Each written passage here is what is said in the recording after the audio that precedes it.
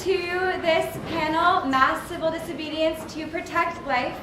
My name is Mia, and I'm an organizer with Rising Tide North America.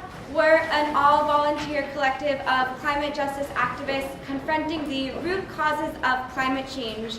And one of our strategies and tactics that we commonly use is engaging in mass direct action to directly confront and stop those that are creating climate change. And so I'm really excited to be here to introduce this panel of activists and attorneys that are really leading on what our direct action and resistance can look like to the fossil fuel industry and those that are causing climate change. I'm Leonard Higgins. Some of you know me. I've done some direct actions in the last years. Most recently, it was a valve trigger action in 2016. Thank you for coming. Oh. I'm Regan. I'm the Executive Director and Staff Attorney for the Civil Liberties Defense Center, and over the last 15 years, we've defended over 4,500 activists around the country for free. Yeah. Oh, and I was Leonard's lawyer in the valve trigger. Hello everybody, my name is Selma Richter.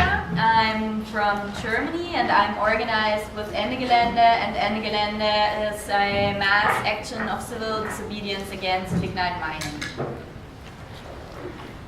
And I'm Johanna. I am also from Germany, currently touring the US with Selma and Mia and the Rising Tide North America collective to talk about climate camps. And Ende Gelände, I'm organizing climate camps in Germany that bring together thousands of people that then go and take action. And I'm Alice Cherry. I'm a co-founder and staff attorney with Climate Defense Project, which is a very small, recent startup that provides legal support to the climate movement and also helps represent the valve trigger.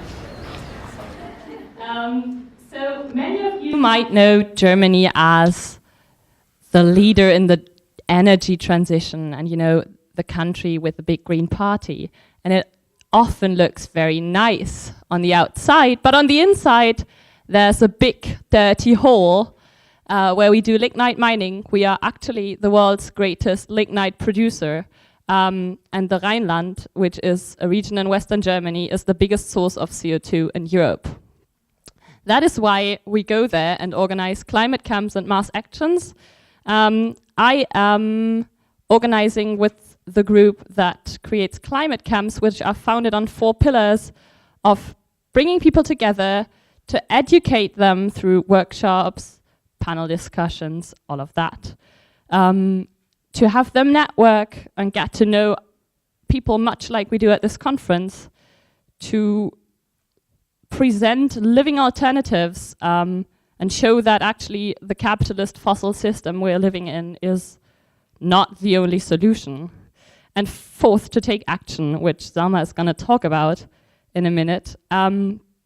We do this because we believe it is essential to solve the climate crisis, to build a popular movement that anyone can join, that empowers people to take action and take matters into their own hands because our governments aren't acting.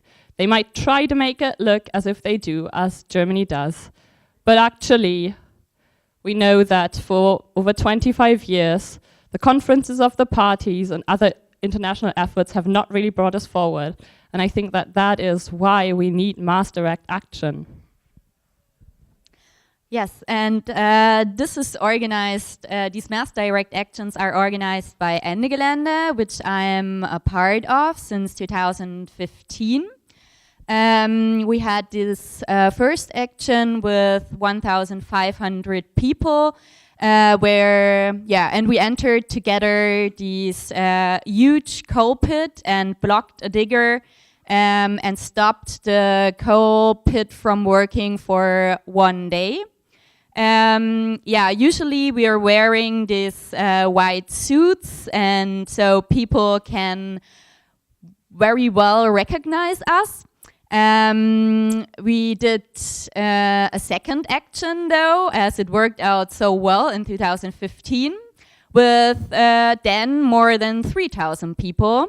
And in this was in 2016, and in 2017 2017, we had 2 mass actions, one with 4,000 people and a smaller one during the Conference of the Parties with around another 1,500 people. And last year, we succeeded to mobilize 6,000 people to block the railways in the coal mining area and stopped RWE from extracting coal or lignite for 2 days.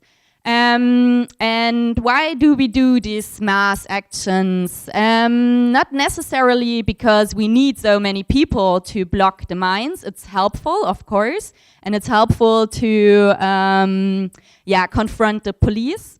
But you could do that with smaller group actions as well. You can block a digger with 10 people, that's no problem.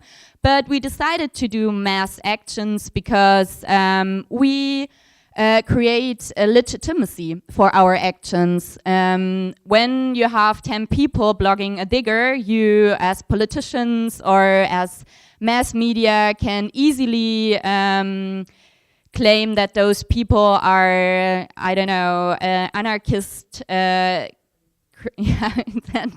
These people don't know what they really do, and you, can delegitimize these actions. But if you find 6,000 people in a coal pit, then that's much harder to do so. And we as well use those mass actions to build up our own movement, because Ende Gelände invites especially activists, unexperienced activists, to join our actions. And after this empowering experience, many of those people decide to organize with us or in their local climate group. And so we succeeded with, of course, other groups and organizers in Germany to build up a very strong climate justice movement during the last 10 years. And of course, we empower with those actions people, because when I remember my first action in 2015, during that time I was very depressed, because I had the feeling, okay, I'm organized and I'm engaged since 10 years and nothing is changing. And when I sat there in this coal mine with this other hundreds of people, and we really pissed off this company. This was a feeling of I had an impact. Together we had an impact, and I want to bring as many people as I can into these mass actions to share this feeling with them and empower them and bring them into our movement.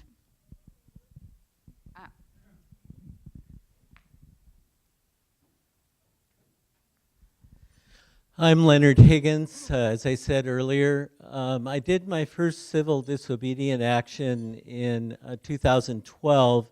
It was around the KXL pipeline pledge of resistance, and later I did a lockdown to tar sands megaload. And like the focus on coal that these folks are talking about, it's coal and tar sands oil that I see that need to be shut down first. They're the dirtiest sources of fossil fuel energy and usage in the country. And from that, I, in 2016, with a group of friends, did the valve turner action, October of 2016, and we shut down 15% of the crude oil flowing and used in the nation that day. And our message was that it's not enough to fight individual fossil fuel projects that are adding new infrastructure, that we need to ramp down the flow of the crude oil and coal and natural gas that we use every day. And that's not happened. Since our action in 2016, and for that matter in the last 30 years, our annual global emissions of carbon have increased every year. They're up somewhere around 37 billion tons of emissions as of last year. And so I often feel despair, especially since 2016. It's been some time now. We're in 2019. It'll soon be 3 years since we did that action. We had hoped that others would begin to actually get in the way of the harm that the fossil fuel industries are doing, and for that matter, capitalism, an industrial growth, perpetual growth economy. And at this conference, I've heard people talking about first the inability that we have to change our systems, to change our economy, to change our use of individual passenger vehicles, to change our use of fossil fuels, to change the amount of energy that we use, to change our consumption, to change the American lifestyle. And yet that's what we have to do when people are faced with either accepting that we need to change those systems or faced with the idea that we might be moving towards extinction. I'm shocked to see that people seem more accepting, many of them, of us being on a path to extinction than that we might be able to make the radical changes that we have to make to survive. And so I'm encouraged now by a new movement that began a few months ago in the UK. They'd been working on it for 2 years, an organization called Rising Up. And they launched what's called the Extinction Rebellion there in last October. And there are now over 200 groups around the world that are joining in with Extinction Rebellion. I'm sure you're starting to see them in the news. We have a presence here in the US. There's about 35 groups last time that I touched base with them. And I want to encourage all of you, and I'm not saying that mass civil disobedience is the key. It's not a silver bullet. It's not the only thing that needs to happen. But unlike the IPCC and other folks that are accepting what I see as long odds projections that we may have 10 or 12 or 14 years, I don't think we've got that much time. And that's a dangerous message, I think, from two standpoints. One, that you guys all know the way that our legislative branch, our executive branch, even our judicial branch, and the public look at a 10-year timeline. They say, oh, we've got 10 years? Well, we've got 5 years, 8 years. We can start later. We don't have to start now. And then the other thing is that those projections are based on odds. They're based on odds that carbon capture and sequestration technologies will work. It's based on the fact that positive feedback loops won't put us in an unrecoverable spot. It's based on a lot of assumptions. One scientist expressed it this way. He said that we've got a 20% chance that we're going to tank, that this is not going to work. Would you put your child on a plane that had a 20% chance of crashing? And no, we would not. And so starting on tax day, April 15th, through Earth Day, April 22nd, here in the US, Extinction Rebellion is asking folks to join in beginning acts of disruption of business as usual. Collectively, I'm so inspired by the numbers that Ende Gelände is pulling in Germany. 6,000 people, that's hard to imagine here in the US. If we were able to get those kind of numbers in the streets, I think it's our last best chance. And so I'll introduce, I think we're going from here to Lauren. And by the way, Lauren Regan is the reason I'm able to be here. I was sentenced last March, and I definitely was planning on serving at least a year in jail for the Valve Turner action, and both in terms of being on probation instead and being able to continue doing this work and not having to pay, upwards of $100,000 of restitution due to her great litigation skills. Thank you, Lauren. So in the US right now, the fossil fuel industry in their own trade journals has admitted that they are spending over $20 billion in trying to fight the climate movement, because the climate movement is the #1 threat to the fossil fuel industry. And much of that movement, of course, is made up of volunteers versus the industry that has high-paid, full-time employees at its behest. But because the industry is viewing we the people as the #1 threat to their profits, to the continuation of their industries, they are acting like we are the #1 threat. And so I want to briefly talk about state repression. State repression means government and corporations, which are in bed together. The Trump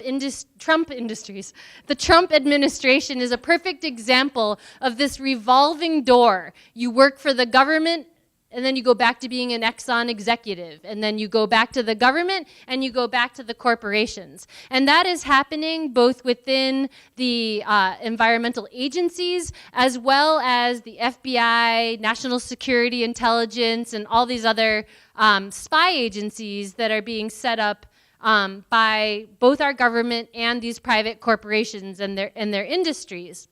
And so government repression or state repression has gone on forever, since probably the dawn of time. It changes, the law, there might be a new crime that comes up that might change, but state repression remains the same. And rather than freaking out or worrying or being scared about the tactic of the day that the state is thrusting on you, I think it's more important to take a step back and know that there will always be an ever-changing menu of government repression. Whether that is new anti-protest laws, whether that is the criminalization of dissent, whether it is turning misdemeanors into felonies and threatening huge jail sentences, restitution, where the state makes you pay the corporation, for its damages, SLAP suits, which are strategic lawsuits against public participation, where corporations frivolously sue activists and organizations to try to shut them up, whether it's the state doing knock and talks where the FBI comes to your community or to your house and claims to just want to ask you a few questions, whether it's grand juries where the FBI targets your media spokespeople or kind of hits the hive and watches for the buzz in your community.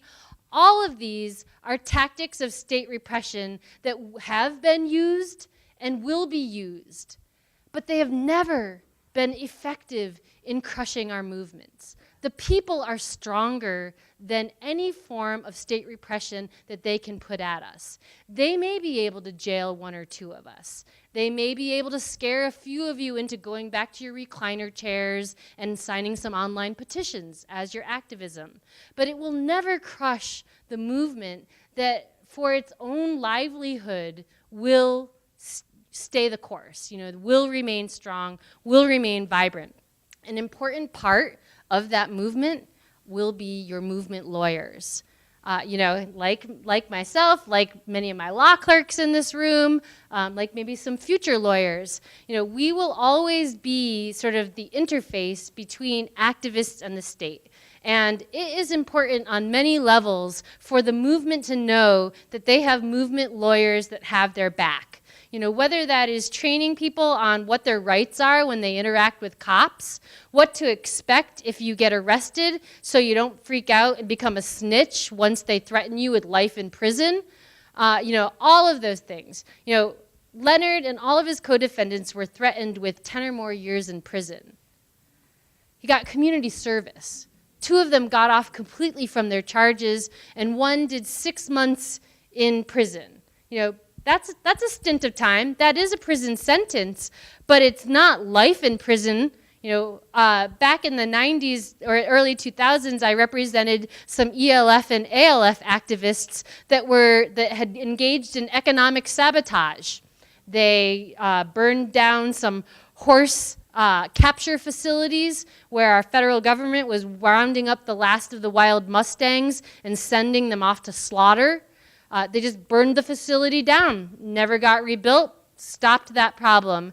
They got prosecuted as a result of one of their own becoming a federal FBI informant, wearing a wire, traveling around and basically entrapping them to admit to crimes that they had committed together while being recorded. The government threatened all of them with life plus 1,115 years in prison. That caused over half of these hardcore security culture, you know, militant activists to become snitches against each other. The non-snitches ended up doing 18 months of extra jail time beyond what the snitches got. So the punishment for not being a snitch was 18 months of extra jail time. My clients who were not snitches ended up basically doing between 3 and 7 years in prison for multiple acts of economic sabotage and arson, after having been being threatened with life plus 1,115 years. It's incredibly important for activists to know their history so they won't repeat it. It's incredibly important for you to know that when you are threatening the profits of this industry and its government colluders, they are going to threaten you. They are going to pepper spray you. They're going to try to jail you because you are an incredible threat to the continued success and profits of those industries.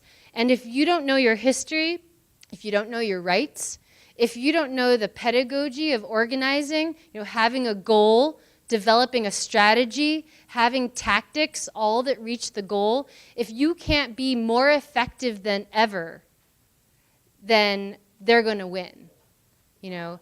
But the number one way that they will win without even having to do anything is if, as a result of state repression, you become so afraid or you become so paranoid that you disengage from the movement, that you don't continue to think about what is the next best tactic that can be used for the survival of the species. And that, you know, we can't be resting on the same old playbook, even though, you know, if you were in my panel, my last panel, you know, whether it's Standing Rock or the COINTELPRO era, the state keeps recycling the same tried and true tactics against us. We need to learn them. We need to figure out ways to navigate around them in order to win.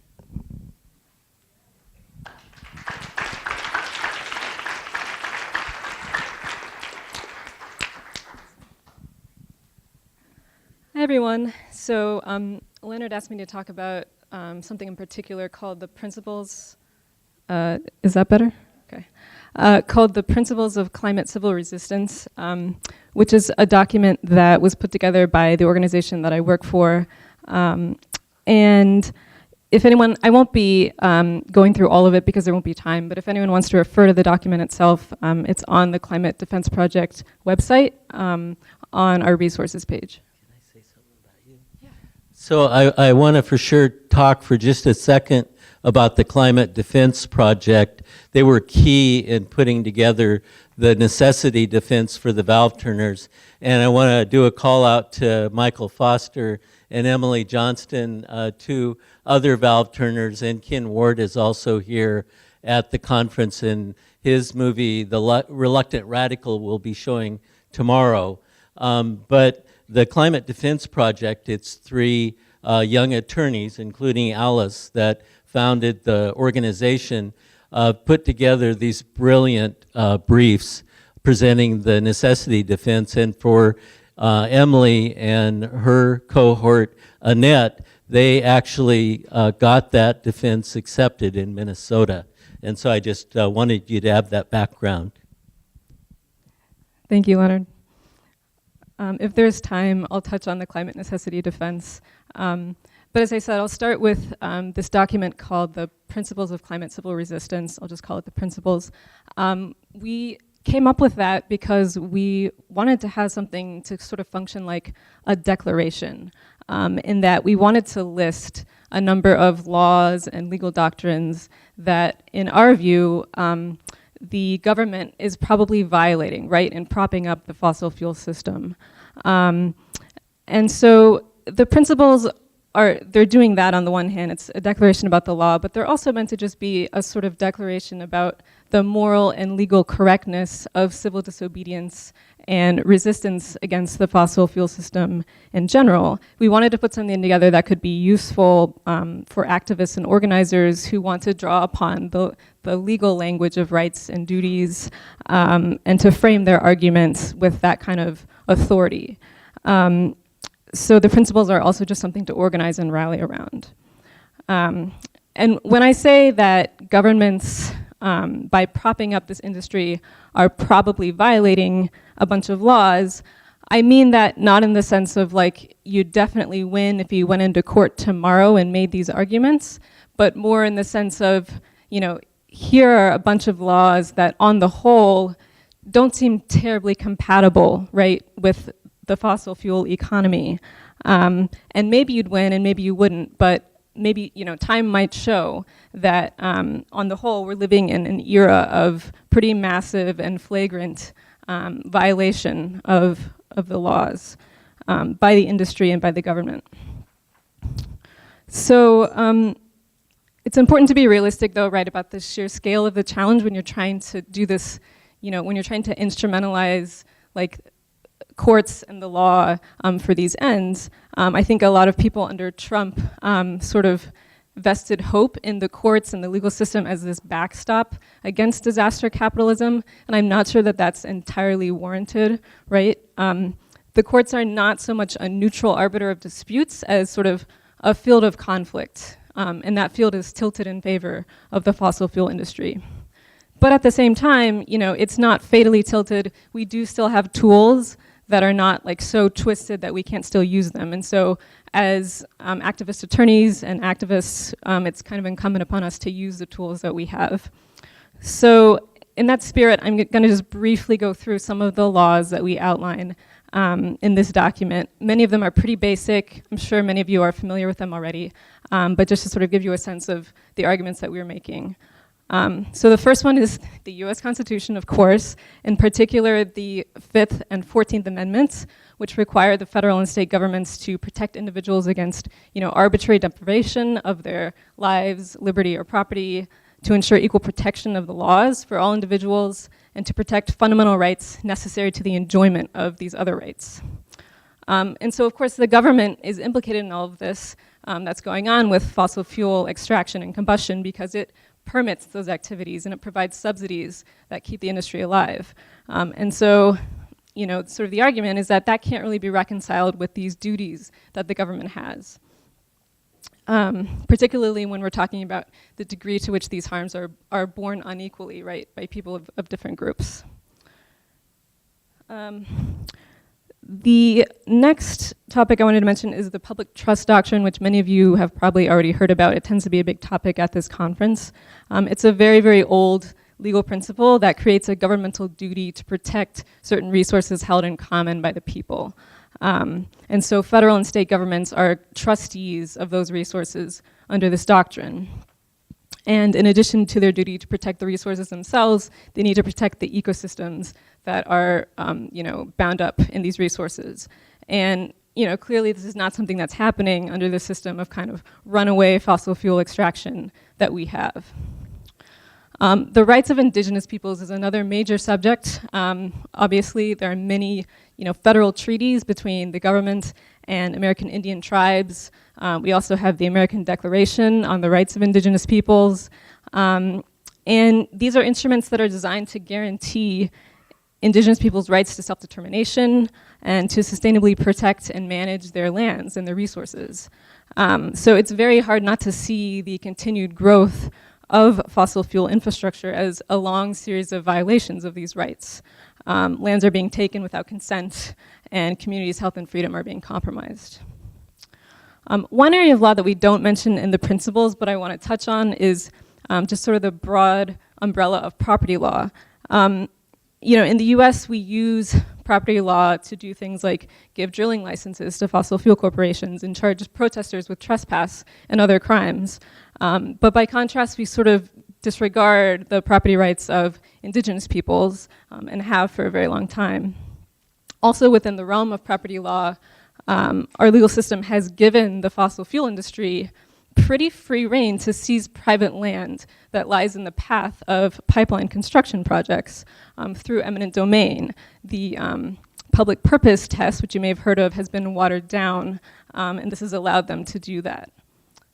And then finally, I'll just touch on international treaties. These are, again, pretty straightforward. So under the United Nations Framework Convention on Climate Change, the US is legally bound to prevent dangerous anthropogenic interference with the atmosphere. It's also required to protect civil and political rights under the International Covenant on Civil and Political Rights, as well as to protect economic, social, and cultural rights. And so by subsidizing and permitting and licensing fossil fuel extraction activities, the government is pretty actively undermining people's ability to enjoy those rights. So again, it's not that these areas of law could be leveraged right now in a courtroom. It's just to say, well, some of them could, but it's just to say that the legal system is not entirely without tools for our side, and we need to start laying the groundwork for, a moment of reckoning. But I also think, if the question is how can we instrumentalize these tools, of course we need more attorneys. We need more attorneys willing to make risky arguments and not just play it safe. But we also need, as everyone else here has already said, we need more protesters. We need more community organizers. We all know that social movements can change how courts interpret and apply laws. And right now at CDP, we're working on an op-ed about how you have to break the law in order to make the law, right? You need to open up dialogue and political space for major legislation and major court decisions.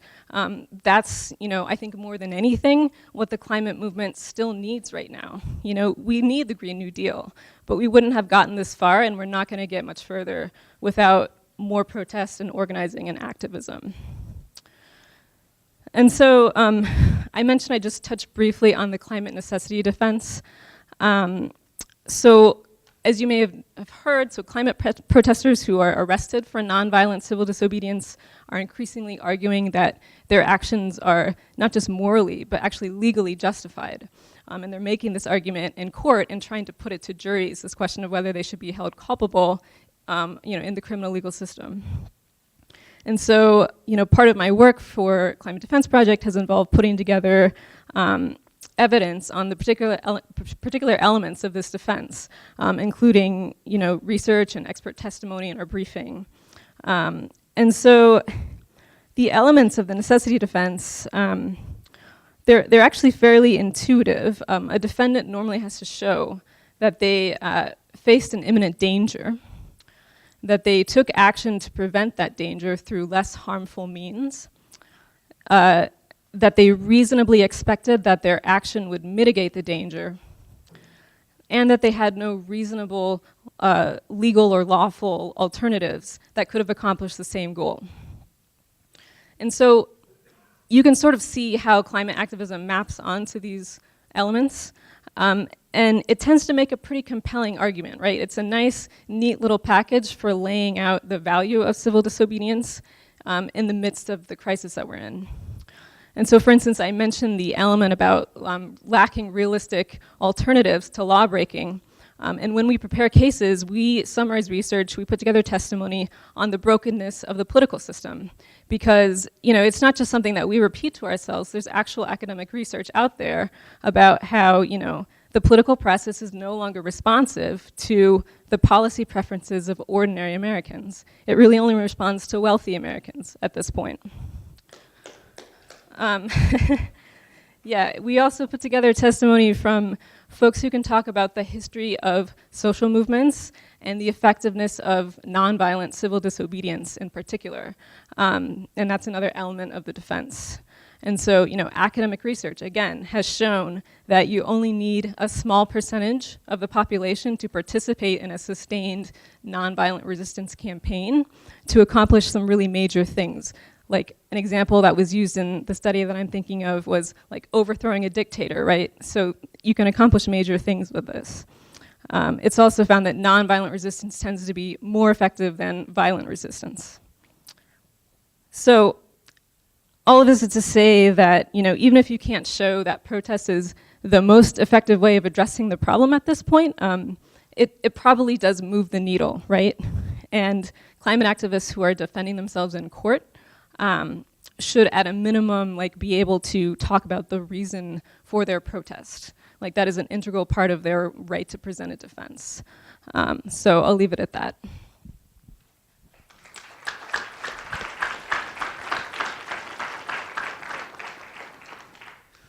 Some of you may be looking for continuing education credits, and I think this panel may be eligible for that. Here's some references from the panel members. If you come up afterward, I can get you a copy of that, and I'll hand the mic back to Mia now. So we're going to now move into a Q&A and discussion section, but I wanted to first ask if any of the panelists had any questions for each other.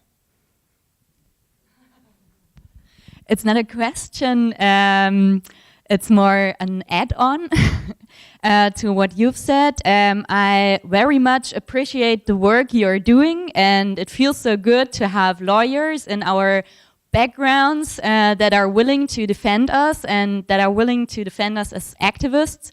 But it's equally important to, before you're doing an action or when you're organizing an action, to organize as well legal aid. So what we are doing when we organize our Ende Gelände actions is we have a legal team, and they find out beforehand what the legal consequences could be, what activists might have to, or what they are going maybe have to face, and we inform people beforehand of the action that these consequences, are there, and we support people after the action when they are facing repression to handle that. We connect people, we give workshops that they can defend themselves, or we have money to finance lawyers as well. So we see the repression against individuals, against repression, or we see this as a repression against us as a movement. And it's very important to not leave people alone with this state. So please, I want to encourage you highly to have that in mind when you do a mass action, because that's so important. So for those of you in the US, oftentimes one of the things that CLDC will do, especially with regard to mass actions, is if you contact us in advance, we'll come up with a know your rights training for your campaign that includes local crimes, it includes the local jails, the bail processes. We'll even help you try to find local lawyers in advance so that you we'll do these preparations, and like she said, it's much worse if you don't anticipate properly and then you end up with a group of public defenders that may have no political alignment or possibly may even be hostile toward you. So you're welcome to contact us at cldc.org. I'd also like something I would also like to add something to what you said earlier. And I'd like to add about this looming sense of state repression.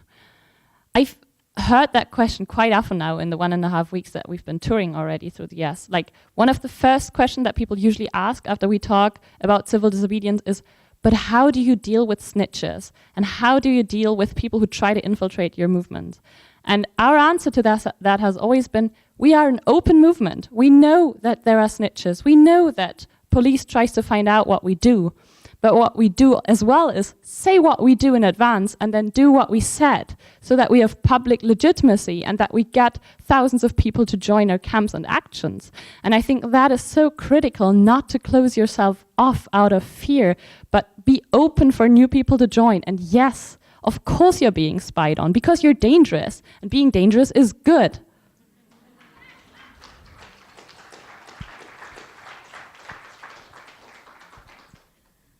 And so now we're going to open to audience questions, and I'm going to try to run around with the microphone.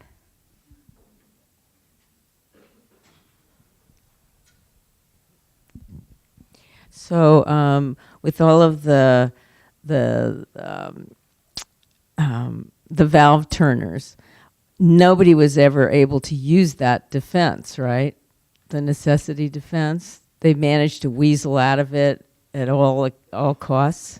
Well, in Minnesota, the trial court granted the necessity defense, and then it was appealed up to the Minnesota Supreme Court that affirmed the activists' right to use the necessity defense with a jury. And so we started the jury trial, we picked a jury, the state put their witnesses on, and at the close of the state's case, we made this standard motion for judgment of acquittal, which we never win normally. But in that case, the judge picked up a piece of paper that he had apparently prepared in advance and read that he was granting our motion for judgment of acquittal, and so we never got to put on our case. So even though it was granted, and now with like line 3 and other people in Minnesota, the courts have affirmed the right to a climate necessity defense in that state, but we didn't get to put on our full song and dance in any of those cases. However, a couple of months ago, I argued Ken Ward's appeal up in Washington in the Court of Appeals up there, and not to jinx myself, but the argument went pretty well. And so if the court rules that Ken has a right to present the jury with that defense, we'll be going back to Skagit County for a 3rd jury trial, potentially using that defense. So it ain't over yet. Thank you. I'm uncomfortable asking this question, but here goes. So in my 30 or some odd years of activism involving civil disobedience, I probably have encountered government people who were snitches or informants, but I've never suspected it until recently. And this involves, some of you know who I am, no one in this room or even in Oregon, but I think there I've asked some people in vague terms, and there's someone who I've encountered who literally I wonder if they're a government informant in the anti-climate change civil disobedience movement. And I'm petrified at even discussing it with Leonard or anybody, because I don't want to hurt this person's reputation at all. And what do you do in such a circumstance? I've never really encountered this, and I don't know what to do, because I don't want to. Similar to what this person, I'm sorry, I forgot your name, Johanna, said. If you are engaged in security culture, proper security culture, it is irrelevant whether you are being infiltrated. And for activists, it is virtually impossible to be able to ascertain whether someone in your ranks is an infiltrator or not. Snitch jacketing, however, is incredibly divisive to a community. And so you never want to accuse someone of being an informant unless you have real discovery or documentation, of that fact. If someone is showing poor judgment don't organize with them. It doesn't necessarily mean that they're an informant or that they're, you know, a snitch. We have a saying, paranoia is 2 steps behind, awareness is 2 steps ahead. You should be aware of who you're working with, and you should be aware of the risks that you're taking. But if you become paranoid and demobilized, they win without doing anything to us. You know, we can be our own worst enemies. All of you obviously believe that individual action is important, and you've many times, it sounds like, taken bold individual action to support what you believe in and to try to resist climate change. So my question is, and this is a question in good faith because this is something I've thought about a lot and I don't know the answer, so I'm interested in what you guys all think. If personal action and behavior is important, is it okay for somebody who is an environmentalist or somebody who fights climate change to fly to the Bahamas for pleasure, to fly to Hawaii on a fun vacation? Is that a moral action, an immoral action, an amoral action? And I'm not talking about flying for work or conferences or anything that nuanced, just for pleasure. I wonder what you all think of that. If somebody is an environmentalist, maybe even they work and get paid to be an environmentalist who also flies for pleasure in light of climate change. Your thoughts? Well, my quick response is it's practically irrelevant what individuals do in terms of exacerbating climate change, because the fossil fuel industry and the agricultural industry and all these huge profiteers are what's going to kill us. Individual actions and individual fights, you know, are minuscule in comparison. So I think it's a red herring to overly focus on individual actions myself. I would like to add to that it's interesting to look at who of the world population is flying and who isn't, and who is impacted by that and who isn't. There's a wonderful UK group called Plain Stupid who works closely together with the UK group End Deportations. And what they try to highlight is that actually very, very few people in Britain, and this applies to I guess most of the countries that we're from, are rich people. Rich people are flying, and they are flying over the heads, literally, of poor communities that live next to, what do you call these things? To the airports. And they are literally like landing their planes on the backs of poor people everywhere in the world. So it's not a question of individuals against capitalism. I think it's a question of rich and poor. I guess I agree with what's been said, and I also feel that we have a moral responsibility to walk our talk. And so one of the things, though, that we're up against is that our systems around us don't support us not using fossil fuels. They don't support mass transit. They don't support inner city travel on trains. They don't support a non-industrial agriculture approach. It's all of the systems are against the kind of way that we need to change the way we live. And so I think within those, individually, we need to make our own moral choices. I will not fly anymore. I use some fossil fuels, but I've changed my lifestyle to keep that to a bare minimum.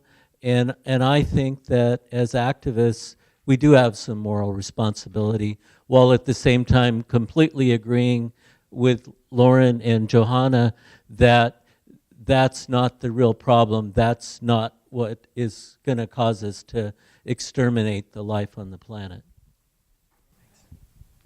When you're organizing an act of civil disobedience, do you have a way to take into account the loss of a resource that might come in the expertise of someone who's going to be jailed for any number of years? I mean, it's kind of an uncomfortable thought, but as someone who served in the military, you have officers who have a lot of intelligence about things. They're obviously not the guy who's on the front line who's going to possibly get injured or taken out of the fight, because you need that person to continue to organize, to be a successful unit. So is there any is there any thought in that where like maybe some people who have that expertise and years of training aren't the ones that participate in those acts, as uncomfortable as that may seem, or is that something where like everyone performs and that's part of the culture of activism? Yeah, of course we have an organizing team, and not everyone can participate in the action, but we don't exclude anyone because of special knowledge to participate. What we are doing is we, as a group, reveal to give our identity to the police. Refuse. We refuse to reveal, you know.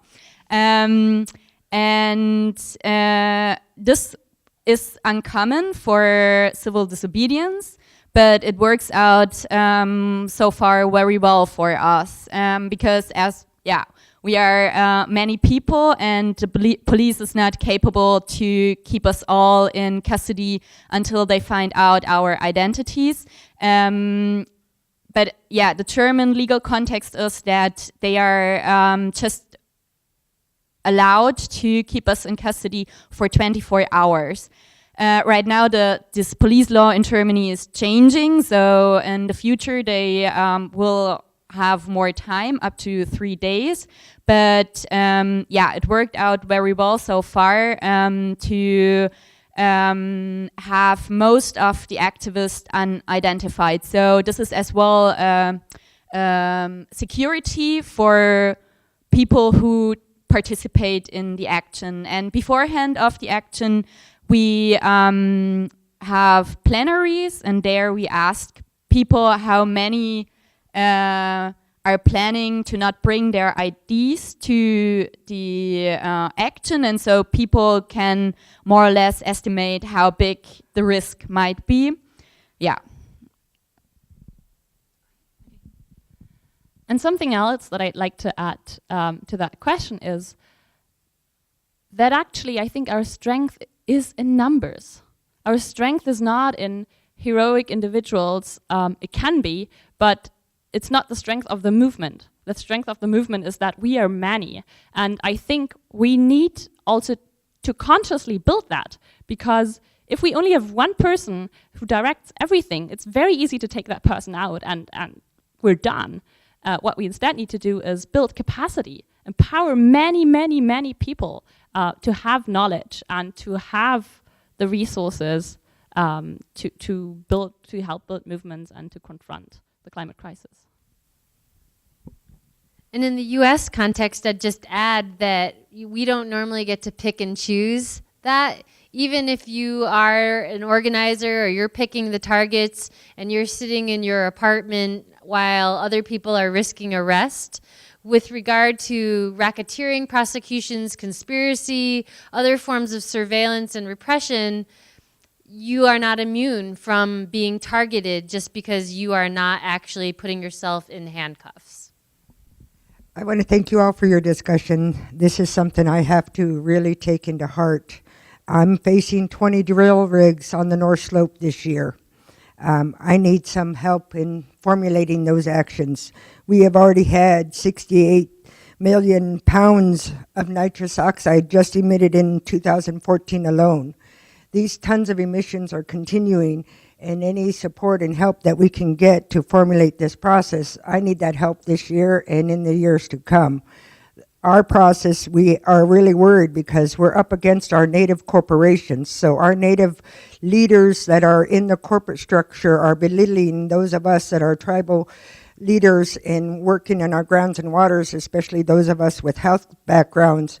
And this oppression is amplifying multi-fold throughout every region in our state. So whatever we can do to get some communications together, I'm willing to share my email. Whatever actions that we can generate, I'm ready to go forward because I've been fighting this. I don't want to see any more babies with leukemia. I'm curious about the structure of your movement in Ende. I'm sorry, I don't know how it's pronounced. Just because I've been thinking about movements in which there isn't like just that one leader who is the, you know, charismatic leader of everybody. And so I'm wondering just how you're structured and perhaps a little bit about how you organized and have gotten to the point of being, you know, 6,000 people strong just in one action. Yeah, these are two big questions. And as Johanna said it before, we will be tomorrow on a panel, so we have plenty of time to speak about that. Maybe just to give a brief answer, we are organized in a big group that splits up in several working groups, and all these working groups work more or less autonomously. And if there is, or if there are decisions we have to take as a group, we take it in consensus on places like the climate camps and in workshops or action trainings. We do skill share how to find consensual decisions. And yeah, do you want to add something? Yeah, that's a brief answer, but we talk about this tomorrow more. And maybe in general, we have a strong emphasis on inviting everyone to join our organization. That is also something that I think protects us security-wise, because we are many. And what did I want to say? And yes, so actually we take all of these decisions with big groups of people. We're 50 to 100 meeting planning these actions and camps. And so all of us are responsible for that to go well. Are most of you coming from a certain part of Germany? No. You're coming from all over. And where do you have the main meetings? It varies. Where? It varies. Oh. It's in different cities. Every 6 weeks for a weekend we gather and take decisions.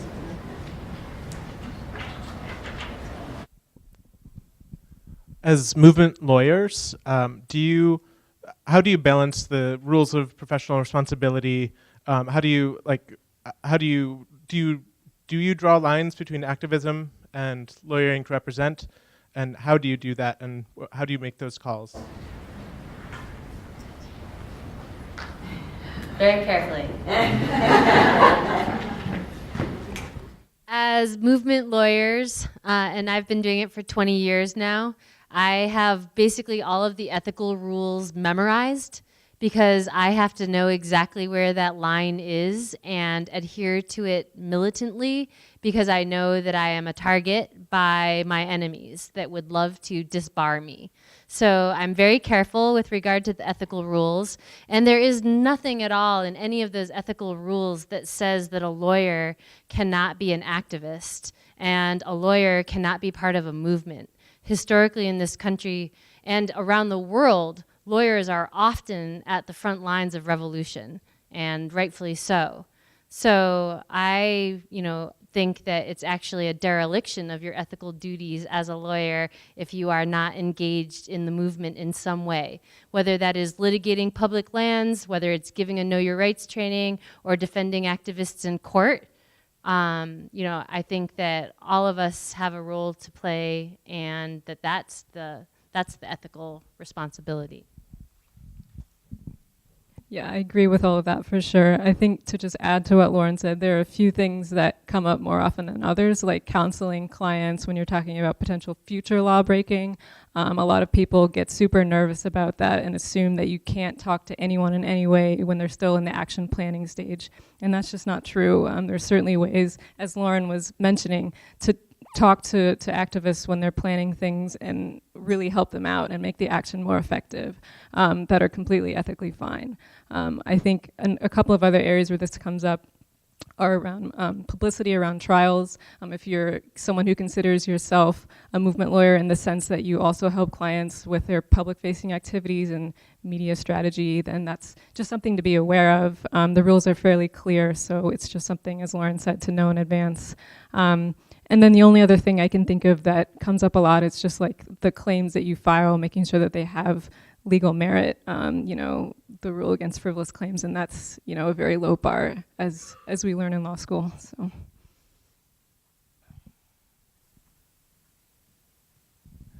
This is for our guests from Germany. Dankeschön, dass du hier bist. I'm just curious, a little background, I grew up in Germany and I was in the odd American Army brat who dabbled in the radical movements of the 70s there. And I haven't been back since then, but I've watched from afar the growth of things like the Green Party there. And there's a question I have about how you as activists doing civil disobedience and direct action interface with the political system. Here in the example I can give is with, in California I was involved with Redwood Summer, and we said that it took Earth First doing tree sits and a mass movement doing protests in order to move the mainstream conservation movement towards the idea of saving the redwoods, and literally the people doing the tree sits would buy the time, would keep the trees from getting cut until the lawyers could get in and file lawsuits and stop the trees from being cut. So what I'm curious is how your civil disobedience direct action movement interfaces with the political system in Germany, interfaces with like the relos of the Green Party, for instance, and the greater political structure there. That's fascinating to me, and I'm curious what your experience is.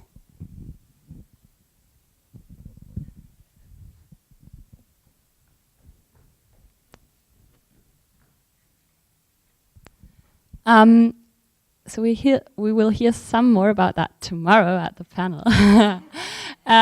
So you're very welcome to join us there. I think what social movements do in general is change narratives and shift possibilities. And what we have managed in building a strong anti-coal movement in Germany is to push the government to have to face the question of coal mining at all. I think 5 years ago it wasn't on any political agenda. Yes, maybe the Greens on the national level have said that they sort of want to get out of there, but then in other federal states they have actually said that they have actually been in favor of coal mine expansion. So I suggest to never trust a party because they just change depending on how they can get votes. But that being said, a year ago, the German government installed the so-called Coal Commission. And I think, in order to address this question of when do we phase out coal, and that Coal Commission was a gigantic failure that we sort of expected from a movement's perspective, I'd say. It's still shocking to see that Germany wants to phase out coal in 20 years from now, which is way too late. But I would say that we definitely managed in shifting that discourse, and that also now public opinion is very much up against this deal that they made with the industries. So there have been massive protests in the last weeks in the streets. People have been blogging diggers entering the mines, and I'd say that the general public has understood that this is way too late, and this is due to what our movement has built in power. And within the movement, I would say we succeeded in the last years to communicate better and to connect better. Now there's bigger awareness among activists and NGOs and small group activists that different kind of actions are needed to bring this topic to the political agenda. And when I started to be active in Ende Gelände in 2015, there the press could separate us as activists more from each other by finding the good activists and the bad activists. So there are the Hambacher forest there's the Hambacher forest occupation, and these are the radicals. And now there's Ende Gelände. This is a more mainstream movement or so. And Among the last years, we connected better and found a way how we could refer to each other's activism in solidarity and not let our movement be split up by politicians or by the mass media. So I want to see more people like you, of course. So I'm going to ask you, why do you do it? Why do you put yourself on the line when it's not entirely rational? If you can get all of the goods and services you want without taking risks like this. And is it somewhere in the emotional side or somewhere in the spiritual side, or how would you explain it?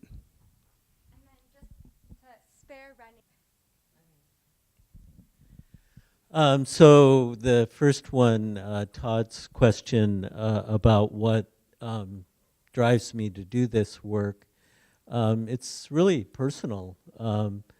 You know, for me, the question is more, why aren't other parents and grandparents, brothers, sisters, doing the same?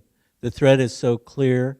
It's the same science. If you take your child to the doctor and there's a prognosis of cancer that's telling us that we've got dire consequences coming to us from climate change, and that the consequences are going to be mostly on our children and our grandchildren.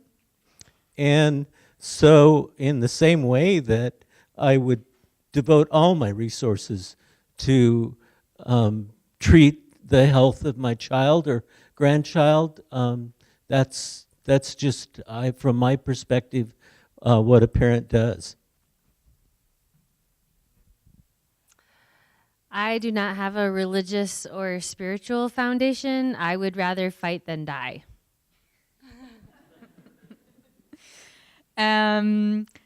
Yeah, I shared my experience when I introduced myself. I found it very empowering to participate in 2015 in this mass action, because I experienced that together we can make a change, and this was empowering to me and motivating to continue my fight against climate change and against the fossil fuel industry. I would second that and say that actually it's so much nicer to be active and do that with other people than to sit around at home and, I don't know, watch out the news and watch everything go down. This is not fun, this is not nice, this is not what makes us feel human and alive. Like, to me, being active is feeling alive and feeling that we can change things, and we have to change things. I think we all suffer from system of oppression. And many other people suffer way more from this oppression, and we have to stand in solidarity, otherwise this is just an unfair shit experience. I don't think I can really add to that. But on top of all of that, just the feeling of individual empowerment and a sense of purpose and a sense of belonging, you know, being part of a movement is really great. Try it. Okay. Hi, first of all, thank you all so much for being here and sharing your knowledge with us. I just was curious if you had resources that for people, for wanting to find strategic ways and effective ways to get involved or build movements, if you have resources or ideas about that. Thank you. So I don't think I'm the best person to speak to that. We have legal resources if you're at that stage. And for strategies for movement building, I'd recommend to come to our panel tomorrow. I make this look like a big advertising event.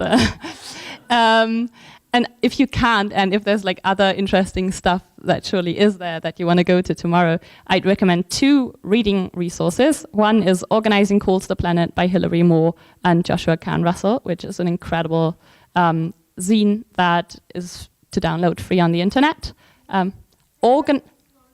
Organizing Cools the Planet. I can also come up to me afterwards and I write it down for you. The other one is Hegemony How To by Jonathan Matthew Smucker. Hegemony, how to. Hegemony, maybe. I think he says hegemony, but I don't know. Probably say it wrong. Yeah, one good strategy I find is good to build new resources is to empower people to do something, even though they have no experience doing so, but they are motivated to do it. So share your knowledge and include people. CLDC.org has a lot of know your rights resources, getting ready to interact with cops in the state, knowing your constitutional rights, knowing about digital security, security culture, basically preparing yourself as best you can to fight better. And I would say find a group or an organization to join in with. This work is most meaningful when it's done in community. And there's a whole plethora depending on what kind of activism is the best match for you. There's many of the 350.org chapters. There's a very active, I think, kick-ass organization here, 350 Eugene. Seattle is another example. Emily Johnston and Michael Foster in the audience are both very active members of 350 Seattle. Both 350 Eugene and 350 Seattle have a whole spread of legal and civil disobedient kinds of campaigns under their umbrella. Rising Tide North America. Mia can give you information about the different chapters of that organization. The Sunrise Movement. There's the Climate Strike, the student organization. I'm really excited about college students joining in with their younger colleagues in doing the Friday climate strike. So I think there's lots of organizations out there. Oh, there's also a book called It's an Uprising. This is an Uprising, and it's also an excellent resource. I guess that's it, everyone. See you at World Pies. And thanks so much to Mia for organizing this.